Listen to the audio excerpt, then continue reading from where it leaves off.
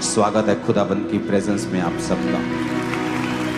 एक बच्चा जब छोटा होता है, 2 साल का, 3 साल का, 1 साल का, और जब वो अपनी माँ के पास आता है और इशारों इशारों में बात करता है, रोता है किसी चीज को लेके, यहाँ करता है, उसकी माँ को झट मालूम होता है कि इसको ये चीज चाहिए। वो बोल के नहीं बोल सकता उसे भूख लगी है, लेकिन उसकी माँ जब वो रोता है या कुछ करता है, एक्शन करता है, तो उसकी माँ को मालूम होता है इसे भूख लगी है। वो बोल के नहीं बताता, रो के बताता है। लेकिन जब वो बच्चा 18 साल का हो जाए, 15 साल का हो जाए और बड़ा हो जाए, आप इमेजिन करो वही इशारे जो वो छोटे होते करता था, अपनी माँ से फिर जाके ऐसे ही करे, आपको कैसा लगेगा? अपने बाप को वही इशारे जाके करे, रोए, कैसा लगेगा आपको? अच्छा लगेगा माँ को? न्याणा हले भी 18 साल का यही करे, रोवे के आके दसे ना कि रोटी चाहिए, कि बनैन चाहिए, कि पेंट चाहिए, कि की चाहिए, पैसे चाहिए, चंगा लगेगा? एक समय होता है, आप प्रभु के सामने एक छोटे बच्चे की तरह होते हैं, आप रोते हैं, आपको अच्छी तरह से प्रार्थना करनी भी नहीं आती, तो भी आपकी वो प्रेयर सुन लेता है, आपको हील कर देता है, आपको चंगाई दे देता है, अभी आपको प्रार्थना करनी इतनी नहीं आती, अभी आप आत्मा में यही कर रहे हो, प्रभु तू मेरी सुनता क्यों नहीं, प्रभु तू मैनू चंगा क्यों नहीं करता, प्रभु जी मैनू छू लो, प्रभु मैनू चंगा कर दो, बच्चे वाली प्रार्थना। लेकिन जब आप बड़े हो जाते हैं, आप 3 साल से बड़े हो जाते हैं, आत्मिक 3 साल से, आपको बपतिस्मा लिए 2, 3 साल, 4 साल हो जाते हैं, आप मसीह में बढ़ने लगते हैं, आपको चर्च जाते हुए 4, 5, 6, 7 साल हो चुके हैं। अब अगर आप फिर से वो यही करोगे, परमेश्वर आपकी प्रार्थना को नहीं सुनेगा, बल्कि वो आप पर गुस्सा करेगा। क्योंकि जब 3 साल का बच्चा माँ के सामने रो के यही करके मांगेगा, वो उसे प्यार से खिलाएगी, वो खुश होकर खिलाएगी, वो अच्छी तरह खिलाएगी। लेकिन जब 18 साल का, 15 साल का ऐसी हरकतें करेगा, तो वो गुस्सा करेगी, क्योंकि वो माँ अब मैच्योरिटी को, बड़प्पन को एक्सपेक्ट करती है कि अब ये बच्चा बड़ों की तरह बात करे, अब ये बड़ों की तरह मांगे, अब ये सियाना हो जाए, अब ये बचपने की बातें छोड़ दे। आप प्रार्थना करते, प्रभु जी मुझे चंगा करो, प्रभु जी मुझे छू लो, प्रभु जी आप ऐसा कर दो, ऐसा कर दो, आप ऐसा क्यों नहीं करते? आपकी पहले कुछ दिनों की प्रार्थना, पहले कुछ महीनों की प्रार्थना वो सुन ली जाती थी, और आपकी सुन ली जाती थी, आपको लगता है कि मैंने प्रार्थना की और मैं हील हो गया। लेकिन आपको ये नहीं पता, अब वो तो बचपना था आपका, आप छोटे बच्चे थे आत्मा में, और परमेश्वर आपकी ऐसी प्रार्थनाओं को भी सुन लेता था। लेकिन जब आप बड़े हो जाते हैं, जब आपकी उम्र आत्मा में बड़ी हो जाती है, आपको मसीह में आए 4 साल, 3 साल, 5 साल, 10 साल हो जाते हैं, अगर फिर से आप वही प्रार्थनाएं करेंगे, तो वो प्रार्थनाएं जो पहले रिजल्ट लेके आती थी, अब वो रिजल्ट नहीं लेके आएंगी। और लोग कई बार क्वेश्चन करते हैं कि मैं जब पहले प्रार्थना मसीह में, जब मैं नया आया था ना, मैं प्रार्थना करता था ना, मेरी प्रार्थना सुनी जाती थी, मैं हील होता था। लेकिन अब मुझे ऐसा लगता है कि परमेश्वर मेरी प्रार्थना को सुनता नहीं। शायद वो नए लोगों को हील करता है, ऐसा नहीं है। क्योंकि तब आप जब नए होते हैं, आप बच्चे होते हैं आत्मा में, वो आपके करलाने को, चिल्लाने को, यूं को भी सुन लेता है, क्योंकि वो आपसे प्यार करता है और आपको सारी चीजें दे देता है। लेकिन जब आप आत्मा में बड़े हो जाते हैं, अब वो ये चाहता है कि आपको मांगना आना चाहिए। अगर आपको भूख लगी है तो रोने से नहीं, आपको मांगना पड़ेगा, माँ मुझे खाना दो। अगर आपको कपड़े चाहिए, आपको मांगना पड़ेगा, मुझे कपड़े चाहिए। अगर आपको बाहर जाना है, आपको किराया चाहिए, आपको पैसे चाहिए, आपको मांगना पड़ेगा। आप बच्चे की तरह सिर्फ रोते थे, माँ आपका डायपर चेंज कर देती थी, आप रोते थे, आपको खाना देती थी, वो सब कुछ जानती थी। लेकिन अब आपको ऐसे नहीं चलेगा। आपको जो कुछ चाहिए, आपको वही चीज स्पेसिफिकली, वो चीज आपको उन्हीं शब्दों में प्रभु से मांगनी पड़ेगी, और उसके लिए आपको बाइबल पढ़नी पड़ेगी, और ये देखना पड़ेगा कि जो चीज मुझे चाहिए वो बाइबल में एग्जैक्टली कहां लिखी है। क्योंकि अगर मैं ऐसा नहीं करूंगा, तो अब यही रोने से, चिल्लाने से, करलाने से परमेश्वर मेरी प्रार्थना को नहीं सुनेगा। चले जा रहे नाव में, और यीशु मसीह पीछे सो रहे हैं, और तूफान आ गया नाव में, तूफान आ गया, सब नाव जब डूबने लगी, पानी भरने लगा, जब तूफान एक्सट्रीम चला गया, तो चेले आके परमेश्वर को उठा के कहते हैं, प्रभु तेनू चिंता नहीं साडी, तेनू चिंता नहीं सी, तू सो रहे हैं परमेश्वर, तेनू चिंता नहीं सी, मर रहे हैं। परमेश्वर उठे, और आप जानते हैं प्रभु को तो खुश होना चाहिए था कि संकट के दिन तू मुझे पुकार और मैं तुझे उत्तर दूंगा। प्रभु को तो खुश होना चाहिए कि हाँ मेरे बच्चों आओ मेरे पास, मैं यही चाहता था कि तुम मेरे पास आओ। लेकिन बाइबल कहती परमेश्वर उनसे नाराज हुए, और बाइबल कहती परमेश्वर उठे और कहा उस पानी को शांत रह और थम जा। लिखा आंधी थम गई और पानी शांत हो गया। यानी परमेश्वर ये चाहते थे कि अब चेले जो बड़े हो गए हैं, आत्मा में बड़े हो गए हैं, मैच्योर हो गए हैं, वो खुद उस पानी को डांटें और खुद उस हवा को डांटें और उन्हें शांत और थम जाने के लिए बोलें। और प्रभु यीशु मसीह एक जगह जा रहे थे तो वचन कहता है, रास्ते में यीशु मसीह को भूख लगी और पेड़ के पास वो गए, और जब पेड़ में फल नहीं तो परमेश्वर ने कहा आज से तेरा फल कोई ना खाए। और यीशु मसीह चले गए। जब वापसी आ रहे थे सभी चेले और प्रभु यीशु मसीह के साथ, तो चेलों ने कहा प्रभु देख, अभी 24 घंटे भी नहीं हुए, जिस पेड़ को तूने श्राप दिया था जड़ तक सूख गया है। पत्ते नहीं सूखे, जड़ तक पूरा पेड़।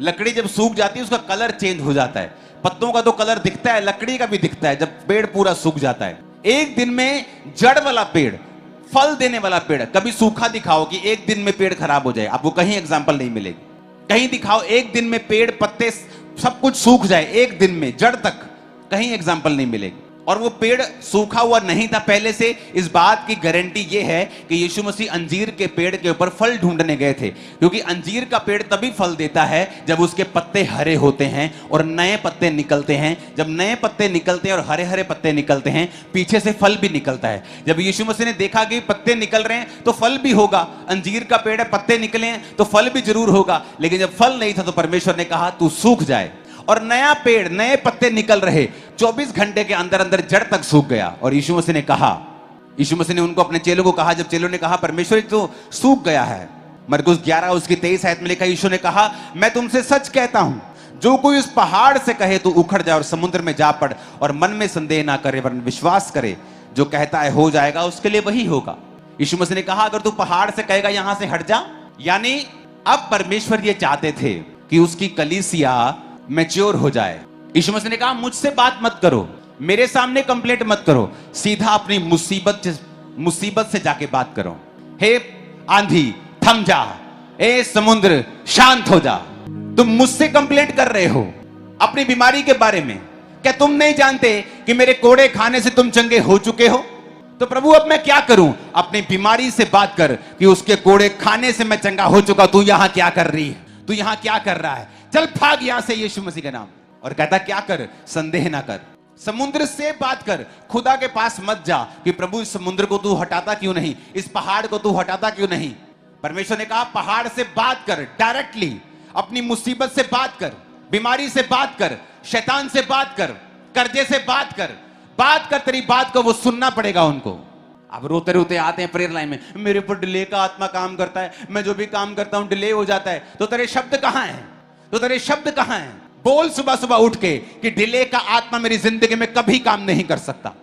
परमेश्वर ने जब मूसा को लाठी दी, मूसा को अधिकार दिए, सामने साथ समुद्र और पीछे थी फिरौन की सेना, और मूसा भागा भागा गया परमेश्वर के पास, ए प्रभु जी, परमेश्वर यहोवा, मैं तेरे नाम की दुहाई, चुप कर, क्यों मेरे नाम की दुहाई दे रहा है तू?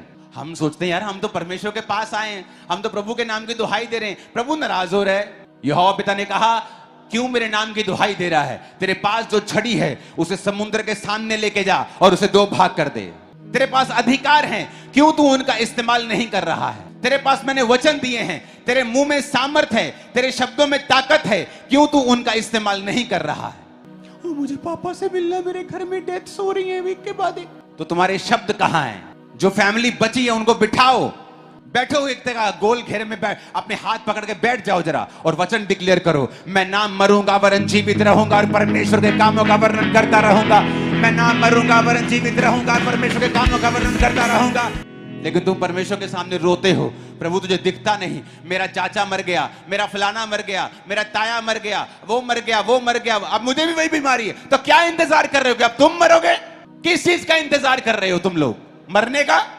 तुम मर जाओगे ऐसे ही जैसे वो मरे हैं, अगर तुम अपने शब्दों का इस्तेमाल नहीं करोगे और तुम प्रभु को बोलते रहोगे और प्रभु तुम पे गुस्सा करेगा कि मैंने बाइबल में तुम्हें अधिकार दिए हैं, तुम्हें चलना सिखाया है, तुम्हें वचन पढ़ना सिखाया है, कि वचन में लिखा है समुद्र पेड़ से बात कर, पहाड़ से बात कर, मेरे पास मत आ कि प्रभु इस पेड़ को बोलो उखड़ जाए यहां से, इस पहाड़ को बोलो उखड़ जाए यहां से। प्रभु कहता मुझसे मत कहो, मैंने तुम्हें अधिकार दिया, तुम डायरेक्ट बात करो उससे, मैं तुम्हारे साथ हूं। डिले से बात करो, बीमारी से बात करो, बिजनेस से बात करो, दुकान पे जाते हो अपने गल्ले को खोलो और बोलो आज से तू ब्लेस है और तेरे अंदर हमेशा ब्लेसिंग ही होगी। बोलो, देखो क्या होता है। क्योंकि परमेश्वर अब आप जब बड़े हो जाते हैं वो आपके यैया तैया यैया वाली प्रार्थना नहीं सुनता है, बल्कि वो गुस्सा करता है। नया नियम में यीशु मसीह ने गुस्सा किया तुम्हारा विश्वास कहां था? उसने नहीं कहा ओ मेरे चेलो आओ और उन्हें जप्फी डाली और बगा, ओ मैं तुम्हारे संग हूं, मत डरो, देखो अब मैं क्या करता हूं। जीसस ने कभी ऐसा इमोशनल नहीं किया उनको, बल्कि डांटा, क्यों मुझे पुकार रहे हो? तुम्हारे अधिकार कहां है? क्या तुम नहीं जानते मैंने तुम्हें पावर दी है? जब दुष्ट आत्मा को निकालने के लिए परमेश्वर ने उनको भेजा था, क्या तुम नहीं जानते मैंने तुमको अधिकार दिए हैं? तुमने क्यों नहीं बोला आंधी को थम जा? तुमने क्यों नहीं बोला समुद्र को शांत रहे? तुमने खुद क्यों नहीं कहा? तुम मुझसे आके क्यों लड़ रहे हो? तुम मुझसे मेरा सिर क्यों खा रहे हो? आप बात क्यों नहीं कर रहे हैं अपनी मुसीबत से? आपका जो बेटा बिगड़ा हुआ है, आप प्रार्थना में शब्दों को क्यों नहीं उसके ऊपर रिलीज कर रहे हैं कि यीशु के नाम में मैं देखती हूं, आप अपनी आत्मा में मेरा बेटा बदल रहा है, यीशु के नाम में वो बदल रहा है, यीशु के नाम में वो नशों को छोड़ रहा है, खुदावंत का आत्मा उसे छू रहा है। आप क्यों नहीं बोलते? अभी तक आप बच्चे बने हुए हैं। जब एक 18 साल का बेटा, 18 साल का बच्चा, बेटी डायपर लगा के अपनी माँ के सामने जाएगी तो माँ खुश नहीं होगी। वो बेटे के बोले टॉयलेट जा, तू डायपर क्यों लगा के बैठा है? और बच्चा बोले नहीं मुझे अभी डायपर में ही करना है, तो माँ खुश नहीं होगी। लेकिन अगर बच्चा डायपर में ना करे सुसु, तो माँ दुखी होती कि बेटा डायपर में करना है, ऐसे बेड पे नहीं करना है। फर्क देखो, उम्र का फर्क है। लेकिन आपको अभी भी डायपर चाहिए, अभी भी आपको दूध चाहिए, आपको अन्न नहीं चाहिए, क्योंकि अन्न आपको पचता नहीं है। इसको आधा करके इधर ईश्वर की भी खोलेंगे साथ में। ये 2 मिनट में मैं आपको समझाऊंगा, उसके बाद मैं सेकंड पार्ट में चलूंगा। अपनी स्क्रीन पे देखेंगे मरकुस 10 उसकी 9 आयत। यदि तू अपने मुंह से यीशु को प्रभु जानकर अंगीकार करे और अपने मन से विश्वास करे कि परमेश्वर ने उसे मरे हुओं में से जिलाया, तो तू निश्चय उद्धार पाएगा। अपने पड़ोसी को बोलो ऊंचा पढ़ना, और मैं 1 2 3 बोलूंगा, आप इस आयत को पढ़ेंगे 1 2 3। अब मैं आपको शॉर्ट में समझाऊंगा, अगर लंबा समझना है तो वीरवार की मीटिंग देखना। ओके, इसको समझाना है, ध्यान से देखना। इसमें 3 चीजें हैं। पहला, हम रिजल्ट देखेंगे, यू विल बी सेव्ड। 1 2, इसमें 3 चीजें हैं। पहला है यू विल बी सेव्ड। तीसरा, पहला है इफ यू एक्नॉलेज, ये है पहला। कन्फेस विद योर लिप्स, अपने मुंह से अंगीकार करना, ये है दूसरा। प्रभु ने कहा अगर तू एक्नॉलेज करे, सेकंड कन्फेस करे, तो तू सेव होगा। हिंदी में पढ़ेंगे उसको, मुंह से यीशु को प्रभु जानकर अंगीकार करे और मन में विश्वास करे तो तू निश्चय उद्धार पाएगा। पहला है बिलीव करना एंड एक्नॉलेज करना, ये इकट्ठा आता है, बिलीव एंड एक्नॉलेज। इसका मतलब है कि एक वचन पर विश्वास करना और उसे समझ जाना। दूसरा आता है फिर उसका अंगीकार करना। मैं इसे हिंदी में लिख देता हूं, कन्फेशन, अंगीकार करना। और तीसरा आता है फिर तू सेव हो जाएगा, बच जाएगा, हील हो जाएगा, डिलीवर हो जाएगा। क्योंकि सेव का मतलब है यूनानी भाषा में सोजो। सोजो का मतलब है, इधर देखो, save, deliver, protect, heal, preserve, do well and be make whole. यीशु ने कहा अगर तू, ये उद्धार के बारे में जो बाइबल कह रही है, फिर से उस आयत को देखेंगे तो निश्चय उद्धार पाएगा। ये उद्धार का मतलब है सोजो, असली भाषा में जो वचन है सोजो। इसका मतलब सिर्फ आत्मिक उद्धार नहीं है। लोग बोलते हैं आत्मिक उद्धार की बात करो, जीसस ने अकेले यहां पर बाइबल में आत्मिक उद्धार की बात नहीं की है। इसमें पहला है आत्मिक उद्धार, लेकिन ये कंप्लीट नहीं हुआ। पहला है टू सेव, वाकई ये है आत्मिक उद्धार यानी अनंत जीवन पाना, लेकिन ये खत्म नहीं हुआ। उद्धार का मतलब ये भी है डिलीवर, प्रोटेक्ट, छुटकारा पाना, शैतान से छुटकारा पाना, चंगे होना, प्रिजर्व होना, सुरक्षित रहना, डू वेल, अपनी जिंदगी में अच्छा करना, बी मेक होल, यानी अगर आपके शरीर में कोई कमी है तो बी मेड होल। जैसे जीसस ने बहुत बार लोगों को चंगा करते वक्त बोला है be made whole, be make whole, complete हो जाओ, पूरे हो जाओ, तो वो पूरे हो जाते थे। जैसे यहाँ टेस्टिमनीज आती हैं, मुझे दिखता नहीं था, डॉक्टर ने ये बोल दिया था पीछे आंख में रोशनी नहीं, लेकिन आज प्रार्थना के दौरान मुझे दिखने लगा। क्या हुआ? जो नाड़ी पीछे बंद थी वो बी मेड होल हो गई, वो कंप्लीट हो गई और दिखने लगा, सुनने लगा, लोग चलने लगे। ये वो मतलब है। तो इसके लिए उसने कहा पहला काम क्या करना है, बिलीव एंड एक्नॉलेज। एक्नॉलेज करना, किसी चीज को देखना और उसको एक्नॉलेज कर लेना, उसको समझ लेना कि परमेश्वर ने मेरी गरीबी के लिए ये किया है, उसने मेरी बीमारी के लिए उस कोड़े खाए हैं। एक्नॉलेज कर लेना कि कोड़े मेरी बीमारी के लिए हैं। बिलीव कर लेना कि परमेश्वर ने मेरे लिए खाए हैं। पहला पॉइंट हो गया।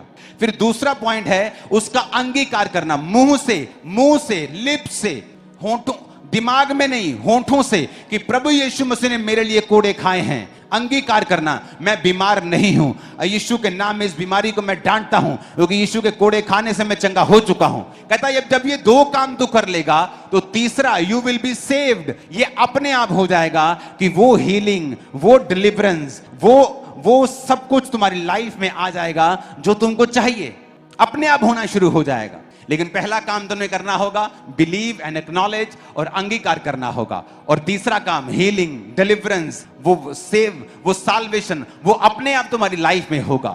ऊंची आवाज में बोलो हालेलुया। यानी ये मेरे हाथ में है, रिजल्ट परमेश्वर ने बता दिया है। कहता है you will be saved, you will be healed, you will be delivered. तो डिलीवर होगा, हील होगा, सेव होगा, प्रोटेक्ट होगा, अच्छा करेगा, डू वेल। पर कहता क्या करना होगा, एक्नॉलेज एंड बिलीव।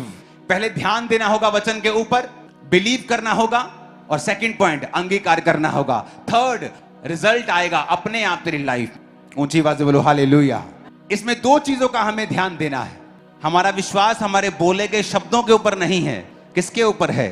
तो पहला काम जो आपने करना है, अगर आप चाहते हो कि परमेश्वर आप पर दया करे, तो पहला काम जो आपने करना है वो करना है फेथ इन गॉड। फेथ प्रभु पे रखना है, शब्दों के ऊपर नहीं। सेकंड, आपको परमेश्वर की इच्छा में चलना है, क्योंकि ये कोई टोटका नहीं है कि आप ऐसे शब्द बोलेंगे तो ठीक हो जाएंगे। ये टोटका नहीं, अगर आप ये टोटके की तरह इस्तेमाल करेंगे आपकी लाइफ में कुछ नहीं होगा। इन पॉइंट्स को लिख लो कि फेथ परमेश्वर के ऊपर रखना है, अलाइनमेंट विद गॉड्स विल, यानी प्रभु के इच्छा के साथ साथ चलना है। तीसरा, तुम्हारा purpose should be God's glory. तुम्हारे जो पर्पस है, तुम्हारा मांगने की जो मोटिव है, मांगने का मकसद है, वो प्रभु की महिमा होना चाहिए। हन्ना ने कहा प्रभु अगर तू मुझे बेटा देगा मैं तेरे भवन में दे दूंगी। पहले भी मांगती थी, रोती थी, खाना नहीं खाती थी, बड़ा कुछ करती थी, लेकिन प्रभु देता नहीं था। लेकिन जब उसने प्रभु की महिमा के लिए कुछ मांगा तो परमेश्वर ने उसको बेटा दिया, और उसके बाद उसको और बेटे और बेटियां भी दी। कहते मेरी बात को समझ रहे हैं? तो जब आप इस वचन को पूरा कर रहे होंगे कि मुझे एक्नॉलेज, विश्वास करना है, वचन पहचान लेना है जो मुझे बोलना है, वचन को पहचान कर विश्वास करना, दूसरा अंगीकार करना, तीसरा रिजल्ट है जो अपने आप आ जाएगा। लेकिन उसके साथ साथ मेरी लाइफ साइड पर कैसी होनी चाहिए? अब आपको कोई जाके बोले कि जिम जाना, 3 सेट ये मारना, 3 सेट ये वाले मारना और 3 ये वाले मारना, बॉडी बन जाएगी। वो बात तो ठीक कर रहा है, लेकिन साइड में आपकी पर्सनल लाइफ में आपको क्या खाना है, कैसे सोना है, ये भी बताया जाता है। अगर आप वो पूरा नहीं करते तो ये भी चीज पूरी नहीं होती। तो साथ साथ में परमेश्वर ने कहा मुझ पे विश्वास करना, वचनों के ऊपर नहीं, जो तुम बोल रहे हो अपने शब्द, मुझ पे विश्वास करना, मेरी इच्छा के साथ चलना, और तुम्हारा मकसद मेरी महिमा होना चाहिए। हमें यह बात समझ लेनी चाहिए कि क्यों परमेश्वर यह कह रहा है। क्योंकि अगर आप प्रभु की विल में, अलाइनमेंट विद गॉड्स वर्ड, अगर आप ये वचन बोलते बोलते, बाइबल के वचन का अंगीकार करते करते अगर आप चोरी करते हैं, आप चोर हैं, आप अपने बिजनेस में, अपने काम में, अपनी ड्यूटी में, आप अपनी जॉब में, अपनी नौकरी में, अपने मालिक की आप चोरी करते हैं, तो आपके बोले गए वचन काम नहीं आएंगे। क्योंकि आपको गॉड्स विल के साथ अलाइन होना पड़ेगा कि अगर आप चाहते हो कि आपके बोले गए वचन एक फल को पैदा करें और वो व्यर्थ ना हो। अगर आप मिट्टी में बीज बोते हो तो आप उस मिट्टी की गोडी करते हो, आप उसको बीज बोते हो, आप उसको पानी देते हो, आप फिर उस पर ट्रैक्टर नहीं चलाते हो, आप उसको खराब नहीं होने देते, आप उस बीज की, उस मिट्टी की रक्षा करते हो कि यह फल लेके आए। उसी तरह से आपके बोले गए वचन बीज हैं, आप जब बोलेंगे वो आएंगे, फल आएगा, लेकिन आपको अपने बोले गए बीजों की, अपने बोले गए वचनों की रक्षा करनी पड़ेगी, और रक्षा होगी आपके चरित्र से, आपके कैरेक्टर से। आप अगर व्यभिचार में हैं, आप कभी भी परमेश्वर के उस प्रभाव को, उस ग्रेस को अपनी लाइफ पर कभी नहीं देखेंगे, चाहे आप परमेश्वर के घर के पुलपट के ऊपर क्यों ना खड़े हों। तो अलाइनमेंट विद गॉड्स विल ये बहुत इंपॉर्टेंट है। ये जो आपके सामने हम देख रहे हैं, मैं आपको इसका एक दूसरा राजा में उसके 25 बाप में लास्ट समय आ गया था। क्योंकि होता क्या था, जब दाऊद राजा बना, शाऊल बना, जब शाऊल हट गया अपनी कुकर्मों की वजह से दाऊद बन गया, दाऊद ने पूरी उम्र तक राज भोगा, फिर उसका बेटा राजा बना। सुलेमान परमेश्वर के वचनों पे चला नहीं, तो परमेश्वर ने कुछ वायदे जो उससे किए थे उनको घटाना शुरू किया। और सुलेमान के बच्चे के बाद बच्चे जब पोते पड़पोते राजे बनते गए, तो बाइबल कहती है कि वो परमेश्वर से हटते गए, तो प्रभु उनको हरा देता था, उनके राज को छोटा कर दिया, उनके प्रभाव को पूरे एरिया में कम कर दिया, उनके राज्य को छोटा कर दिया। तो परमेश्वर उनको दुख दे रहा था। जब इंसान पाप करता है तो परमेश्वर उसकी लाइफ को छोटा कर देता है, आशीषों को कम कर देता है, उसे दुखी कर देता है, चारों तरफ से उसे बांध देता है। पर वो दिखाने के लिए होता है कि मैं तेरी लाइफ में देख क्या कर रहा हूं, अब तुझे सुधरना पड़ेगा, और जब तू सुधर जाएगा मैं फिर से वही बरकत तेरी लाइफ में दे दूंगा। लेकिन वचन कहता है कि वो राजे सुधरे नहीं, और जब आप लगातार आप परमेश्वर के वचन को डिक्लाइन कर देते हो, उसको आप निराधार बनाकर अपनी लाइफ से फेंक देते हो, और प्रभु की योजनाओं पर आप मन नहीं लगाते, तो फिर परमेश्वर ने फैसला किया, अब मैं बड़ी सजा इनको दूंगा। वो क्या थी?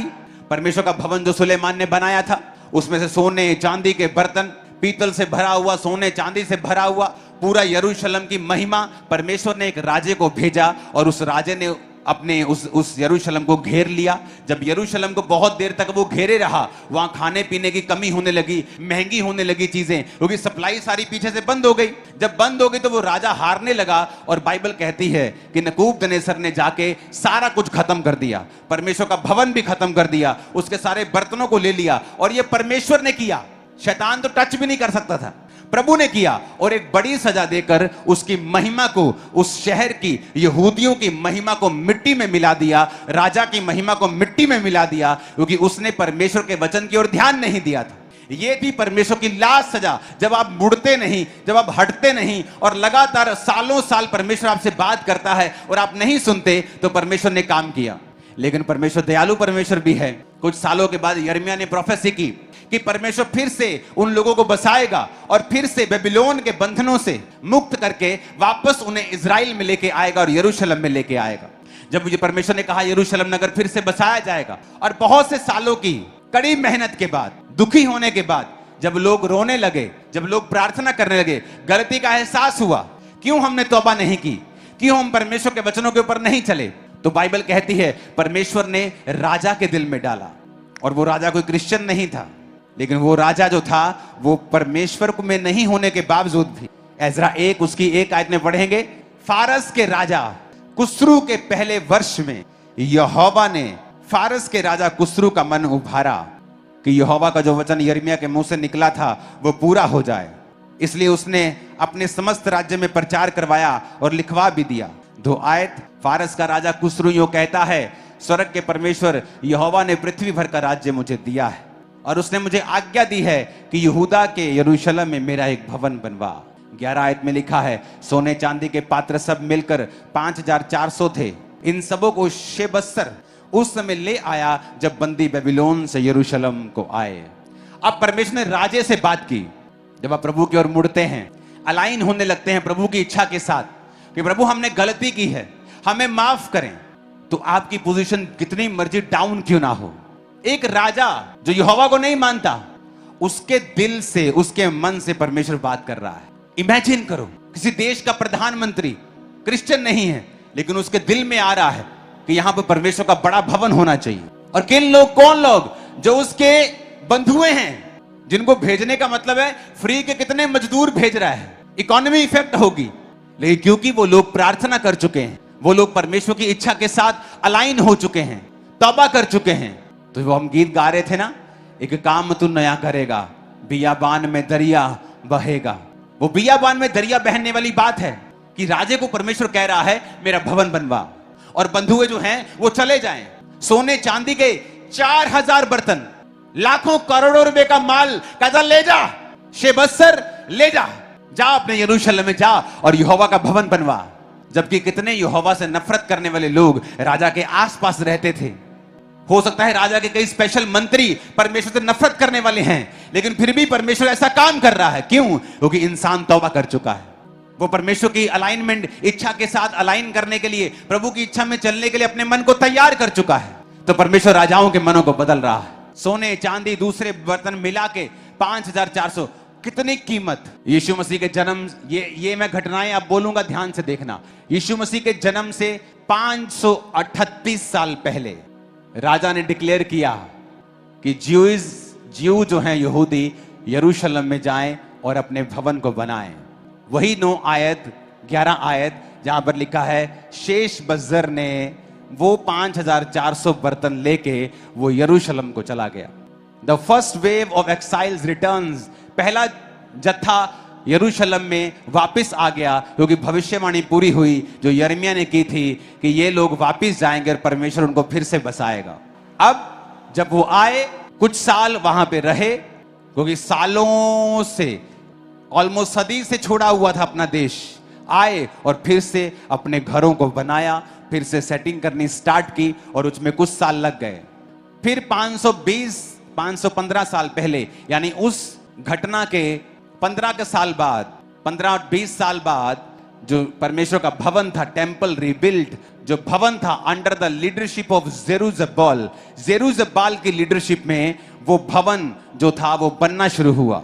जो मैंने आपको पिछले संडे बताया था कि लोग उसका विरोध करने के लिए आए, पहले मिलने के लिए आए कि हमें भी भवन बनाने के लिए ले लो, उन्होंने नहीं लिया, बहुत विरोध हुआ, लेकिन वो विरोध काम नहीं आया और एंड में भविष्यवाणियां करते रहे परमेश्वर के नबी उसके लिए। और वो सेकंड भवन जो था यीशु मसीह के जन्म के 515 साल पहले, जब वो यानी 538 साल पहले आए थे, यानी थोड़े सालों के बाद 20-25 साल के अंदर अंदर वो भवन कंप्लीट हो गया। उसके काफी सालों के बाद फिर एजरा वहां पे पहुंचा। स्क्राइब था वो, यानी एक शास्त्री था। अब समझने वाली बात यह है कि पहले परमेश्वर ने उनको भेजा, जाओ और अपने नगर में जाओ, बर्तन ले जाओ और भवन बनाओ। वो आ गए। कुछ सालों के बाद उन्होंने भवन बनाना शुरू किया। अब और कुछ सालों के बाद वहां पे एजरा आया, और बाइबल कहती है जब एजरा वहां पे आया तो एजरा ने उनको प्रचार किया। एजरा ने परमेश्वर के वचन की, जिसको तोरा बोलते थे पुराने भाषा में, उसको प्रचार किया। क्यों? एजरा ने बताया कि बेटियों, तुम्हारे पूर्वज जब इज़राइल में रहते थे बड़े मजबूत थे, बड़े बड़े राजा उन्होंने मार दिए, बड़े बड़े काम किए, शैतान कभी काम नहीं कर पाता था। पर जब उन्होंने पाप किया और प्रभु ने उनको तौबा करने का मौका दिया, जब सालों साल वो तौबा नहीं की और प्रभु ने भवन को नष्ट करके उनको बेबीलोन की बंधुआई में भेज दिया, और जब तुमने फिर प्रार्थना की और परमेश्वर ने तुम पर दया करके वापस भेजा, वापस भेजने के बाद तुमने भवन बनाया जिसका विरोध हुआ, लेकिन वो बन गया। अब फिर से वो गलती दोबारा मत करना, क्योंकि एजरा जानता था, प्रभु जानता था कि अगर ये अपने कैरेक्टर को नहीं सुधारेंगे ये फिर से उसी मुसीबत में आ जाएंगे। जब एजरा आया तो उसने कहा, तुम जितने यहूदियों ने अन्य जातियों से शादियां की हैं, अलग हो जाओ, तुमको अलग कर दिया जाता है।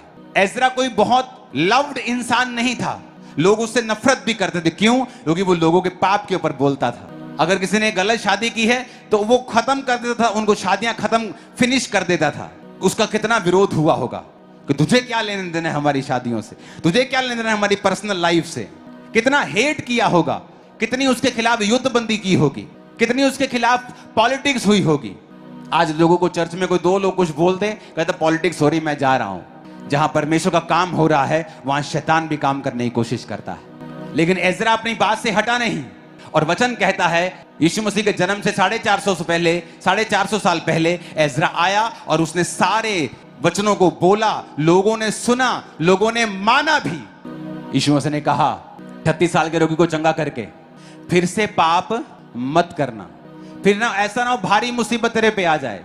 एजरा भी यही कह रहा था कि यरूशलेम बना, भवन बना, ढह गया, तुम बंधुआई में चले गए, अब वापिस आए हो दुखी होकर, फिर से प्रभु ने महिमा दी है, अब फिर से पाप मत करना। इसलिए परमेश्वर ने कंप्लीट भवन बना दिया पर यरूशलेम को पूरा नहीं किया।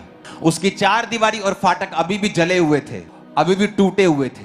कई बार परमेश्वर आपकी लाइफ में काम करता है, आपको 2 चीजें चाहिए, आप बीमार थे, आपको हीलिंग चाहिए, आप कर्जे में बंधनों में हैं, आपको छुटकारा चाहिए। आप जब भवन में आए, प्रभु ने आपको चंगा कर दिया, अब आप चाहते प्रभु मुझे छुटकारा दे। प्रभु कहता नहीं बे, तेरे को छुटकारा नहीं चाहिए, तेरे को पहले अब वचन चाहिए। क्योंकि अगर तुझे छुटकारा भी मिल गया, हीलिंग भी मिल गई, फाइनेंस भी मिल गया और वचन तुझे पता नहीं, तू वापिस अपनी पुरानी लाइफ को जिएगा और ये चीजें दोबारा 7 गुना होकर बुरी होकर वापिस आएंगी। तो परमेश्वर ने कहा इससे पहले कि इससे एजरा के 12 साल बाद, 13 साल बाद नेहेम्या आया।